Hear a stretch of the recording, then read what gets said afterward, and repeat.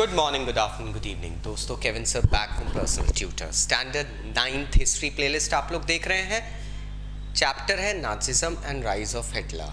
Topic that we are going to cover today is knowledge about the Holocaust. दोस्तों, Nazi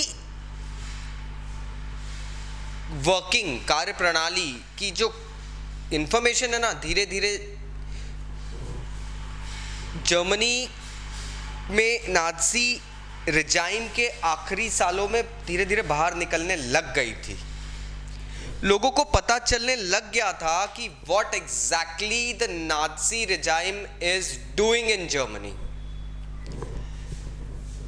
and final outcome लोगों को तब पता चला, जो हॉरर कहते हैं ना, जो सच में जो हॉरिफिक इमेजेस थी, वो तो फाइनली जब वॉर खत्म हुआ उसके बाद ही पता चली। इनिशियली कुछ अंदेशा हो रहा था, there were things going on, but people could not indulge directly. कौन पंगा लेगा यार, युद्ध के लिए तो उतारू थे। अब द थिंग वाज दैट कि जब वॉर खत्म होता है तब सडनली बहुत सारी इंफॉर्मेशन लोगों तक पहुंचती है। उन्हें पता चलता है कि एक्चुअल में ज्यूइश कम्युनिटी के साथ क्या हॉरिफिक चीजें हुई थी। जर्मन्स तो अपनी एक प्लाइट में थे कि एक हारा हुआ नेशन अपने आप को रिबिल्ड कर रहा है, and it is emerging out of the rubble. This was happening out there. लेकिन एक कम्युनिटी थी, ज्यूइश कम्युनिटी, वो चाहती थी कि the world should remember the atrocities and the wrongdoing, the misdoings that the Nazis had committed. वो बहुत जरूरी था। ज्यूइश कम्युनिटीज वांटेड कि ये नाज़ी किलिंग ऑपरेशंस वगैरह जो चल रहे हैं ना, उस पीरियड में जिसे कहा गया था दोस्तों Holocaust. Holocaust is the word that is used. एक जब पीक चल रहा था ना नाज़ी हॉलोकॉस्ट का, तो एक गेटो के इनहैबिटेंट ने प्रोबेबली ये कहा था, he had gone ahead and said to his colleague or a co-survivor कि I would like to outlive the war just for half an hour. मैं आधे घंटे के लिए इस वॉर के बाद मतलब जिंदगी चाहता हूँ, भले ही उसके बाद मैं मर जाऊँ। Probably because he wanted to go ahead and inform the world about the atrocities and the wrongdoings of the Nazis. वो चाहता था कि सिर्फ आधे घंटे इस युद्ध के बाद मुझे मिल जाए तो मैं बयां कर सकूं कि ये नाज़ीज ने करा क्या है हमारे साथ। ये जो स्पिरिट था ना लोगों के अंदर कि हमें बताना है, we have to bear witness to all the atrocities and this things, हमको ये बताना है दुनिया को कि क्या हुआ है हमारे साथ में। शायद इसी रीज़न से बहुत सारे डॉक्यूमेंटेशंस, बहुत सारे इंसिडेंट्स दूसरी कम्युनिटीज़ के लोगों ने, जो कि नॉन लाइक जर्मन आर्यंस थे जो सफ़र कर रहे थे, उन लोगों ने लिखे थे। डायरीज लिखना शुरू करी थी। Diary of a young girl, अगर आप लोगों ने पढ़ा है दोस्तों, या आगे आप लोगों को आएगा, that is about Anne Frank. Trust me, उसके अंदर भी काफ़ी हद तक ये सारी चीज़ें बताई गई है। डायरीज लिखने, अब यहाँ सोल पर्पस बता रहे हैं कि इस रीज़न से डायरीज लिखना शुरू करी हॉलोकॉस्ट के कारण। नोटबुक्स रखने शुरू करे, आर्काइव्स मेंटेन करना शुरू करे, ये सब चीज़ें हो रही थी।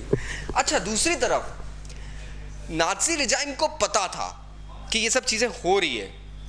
लोगों ने अपनी पर्सनल डॉक्यूमेंट्स और जो डायरीज वगैरह है वो सब तो रखी थी, लेकिन एक और डॉक्यूमेंटेशन जो कि नाज़ीज कर रहे थे वो भी तो था।